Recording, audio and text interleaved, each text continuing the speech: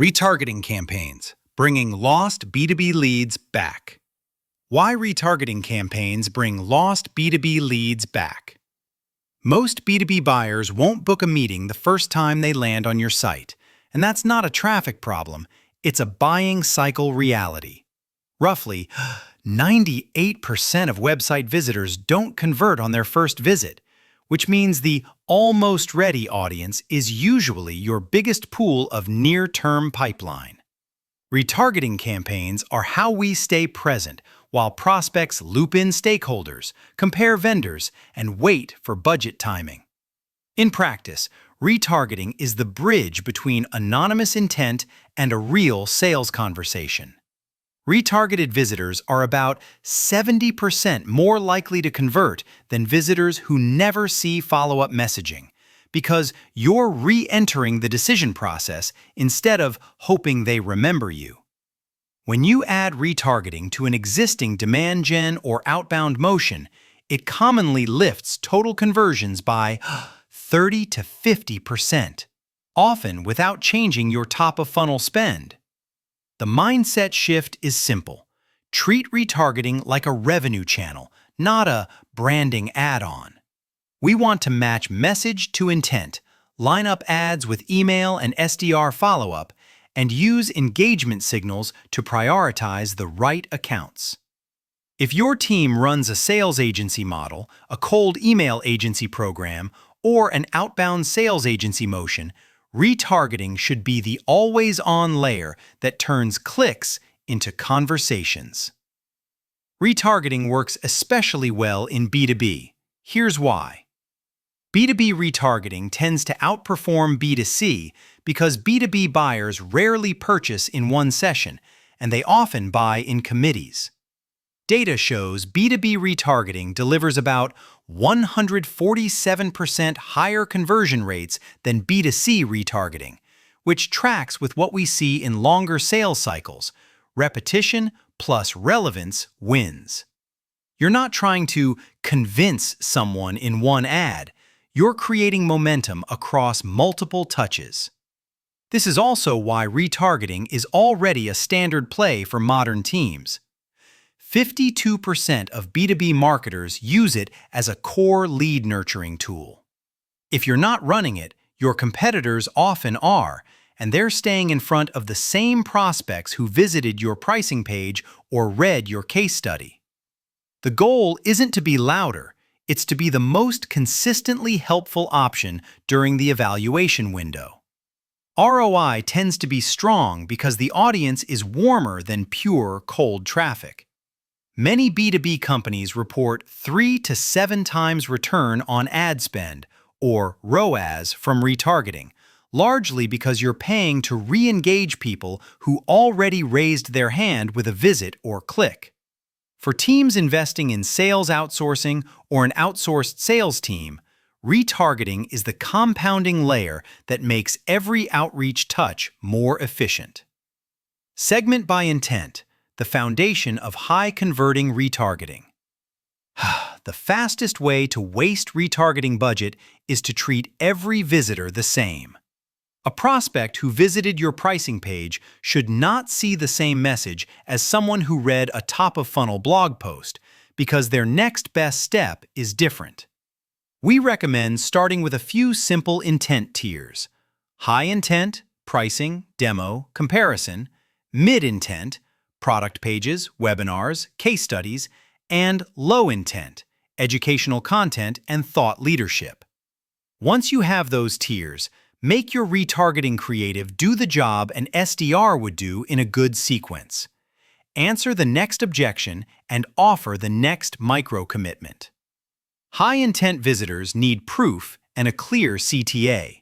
Mid-intent visitors often need a use case story or ROI framing. Low-intent visitors need credibility and a reason to come back. This is where a sales development agency approach wins. Message discipline beats more impressions. Don't stop at site behavior. CRM audiences are where B2B retargeting gets unfair. Closed lost opportunities, stalled deals, event attendees, and unbooked trials are perfect win-back segments because you can speak to what changed: a new integration, a new case study, a new offer, or a clearer implementation plan. When you combine that with B2B list building services and accurate enrichment, you stop retargeting traffic and start retargeting decision makers.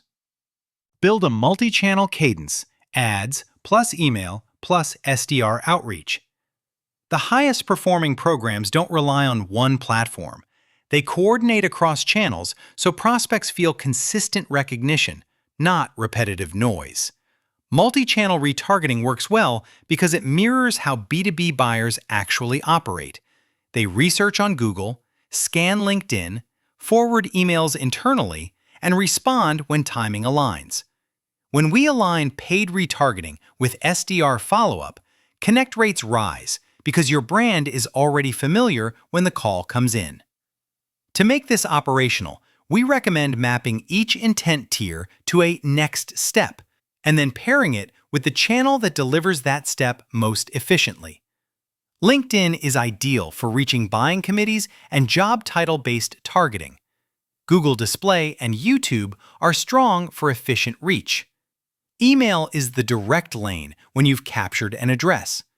And SDR outreach, calls plus one-to-one email, is the conversion accelerant when engagement spikes. If you run cold calling services or B2B cold calling services, this is where retargeting turns a cold call into a warm call. The key is synchronization, not volume. Your SDR team should know which ads are running, which pages define high intent, and what the ad CTA promises so their follow-up matches. This is also where a cold calling agency or SDR agency can outperform in-house teams. When outreach is tightly orchestrated, it feels intentional instead of intrusive.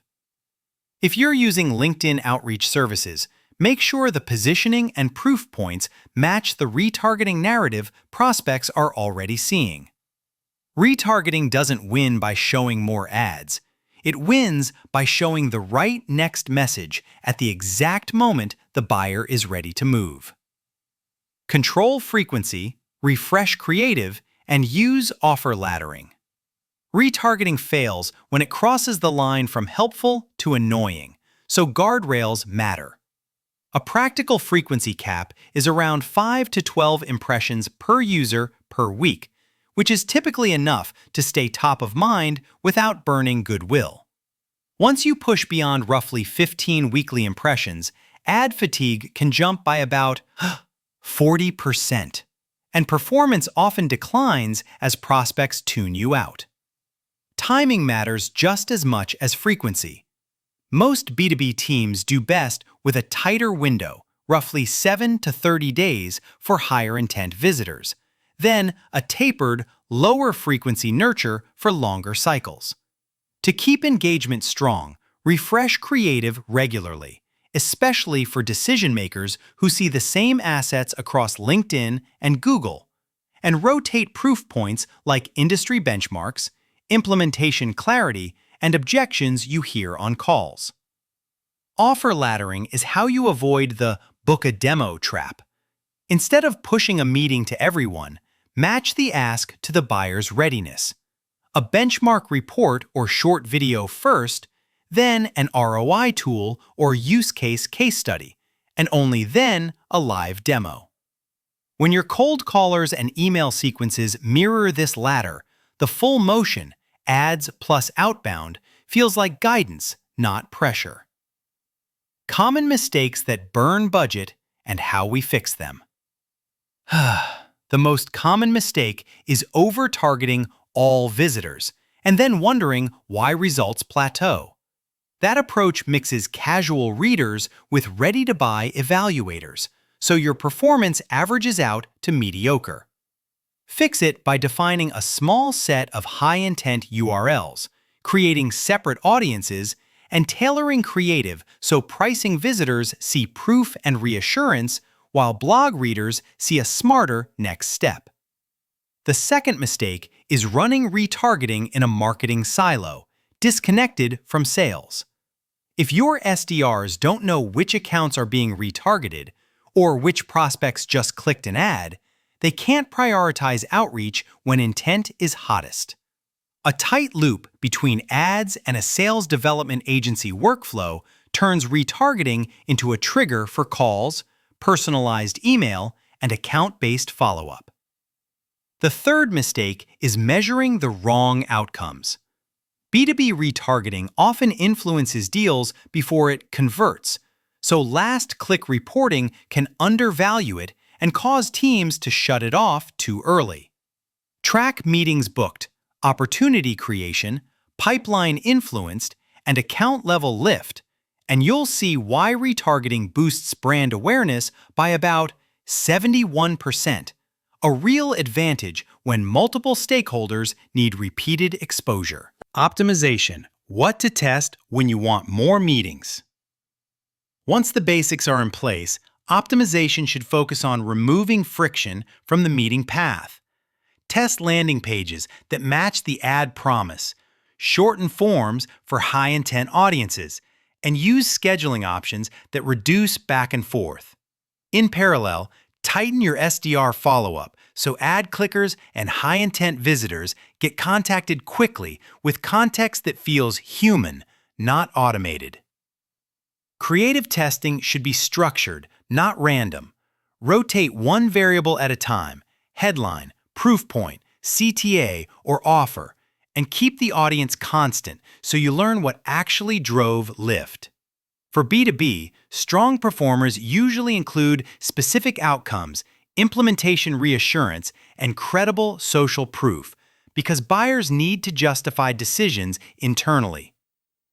Finally, optimize audiences like you optimize lists for outbound. Exclude current customers, employees, and obvious low-fit segments.